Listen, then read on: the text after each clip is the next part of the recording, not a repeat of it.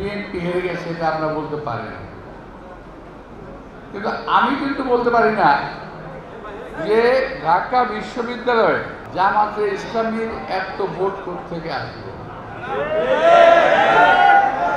আমার তো হিসেবে মিলে না ভাই। আমি বলতে চাই না জামাত কারচুপি করেছে, আমি বলতে চাই দেশে একটা গভীর ষড়যন্ত্রের আভাস পাচ্ছি আমি। কারণ আমরা যখন বিভিন্ন দল একসঙ্গে বসি তখন যে আমাদের সেভেন নেতারা বারবার আমাদেরকে বলেন কি জানেন, যে ভাই খেয়াল রেখেন আওয়ামী লীগ যাতে আর ক্ষমতায় আসতে না পারে, আওয়ামী লীগ ঠেকান সবসময়, যে আওয়ামী লীগ আসলে সবাইকে কুচু কাটা করবে, এটা তাদের ডায়লগ। আমরা সেভাবেই চললাম, আর তলে তলে আওয়ামী লীগের সঙ্গে আঘাত করে ছাত্রলীগের সকল ভোট জামাত নেই। এখনো আওয়ামী লীগের সঙ্গে তাদের সম্পর্ক আছে।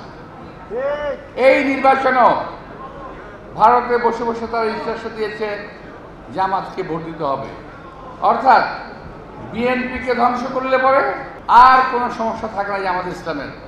আওয়ামী লীগ বাইরে থেকে বসে জামাতকে বলবে এই যে মৌলবাদীরা সব দেশে আছে, সুতরাং এই দেশটাকে দখল করতে হবে, এরকম চিন্তা আমরা আওয়ামী লীগের ভিতরে আছে, কিন্তু কিছুই বুঝতে পারছে না দেশটা কোন দিকে যাচ্ছে।